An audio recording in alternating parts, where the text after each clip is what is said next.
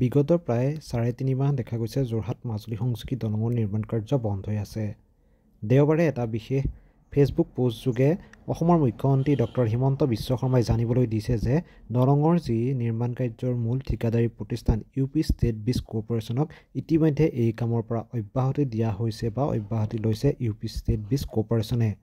বিগত ৩.৫ মাহৰ ভিতৰত দলঙৰ নিৰ্মাণৰ কাম স্তব্ধ হোৱাৰ পাছত কেন্দ্ৰীয় মন্ত্ৰীগৰাকীৰ লগত কেইবাবাৰো আলোচনাত মিলিত হৈছিল অসমৰ মুখ্যমন্ত্ৰীৰ লগতে মাজুলীৰ বিধায়ক আৰু সত্ৰাধিকাৰৰ এটা দলে। কেন্দ্ৰীয় মন্ত্ৰীগৰাকীক সাক্ষাৎ কৰাৰ পাছতে এই বিশেষ সিদ্ধান্তটো দেওবাৰে ঘোষণা কৰা দেখা যায় মুখ্যমন্ত্ৰীগৰাকীয়ে। আৰু এতিয়া দেখা গৈছে পুনৰ নিবিদাৰ কামৰ বাবে বাট চাব লাগিব মাজুলীবাসী তথা অসমবাসীয়ে যোৰহাট মাজুলী সংযোগী দলঙৰ নিৰ্মাণৰ ক্ষেত্ৰত। কেতিয়া আৰম্ভ হ'ব যোৰহাট মাজুলী সংযোগী দলঙৰ পুনৰ নিবিদাৰ কাম আৰু কেতিয়াকৈ দলঙৰ পুনৰ নিৰ্মাণ কাৰ্য আৰম্ভ হ'ব, এতিয়া তালৈ অপেক্ষা কৰিব লাগিব মাজুলীবাসী তথা অসমবাসীয়ে।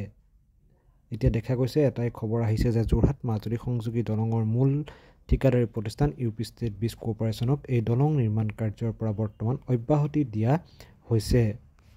এনেদৰে পুনৰ নিবিদাৰ কাম আৰম্ভ সোনকালে যদি নহয় খৰালিৰ মাহতেই যে দলঙৰ পুনৰ নিৰ্মাণৰ কাৰ্য আৰম্ভ হ'ব, সেয়া একেবাৰে ক্ষীণ দেখা গৈছে। পুনৰ দেখা যাব এতিয়া কেতিয়া আৰম্ভ হয় এই নিবিদাৰ কাম, কোন ঠিকাদাৰী প্ৰতিষ্ঠানে লাভ কৰে মাজুলী যোৰহাট সংযোগী দলঙৰ পুনৰ এই যি নিৰ্মাণ কাৰ্য সেই নিৰ্মাণ কাৰ্যৰ ঠিকা।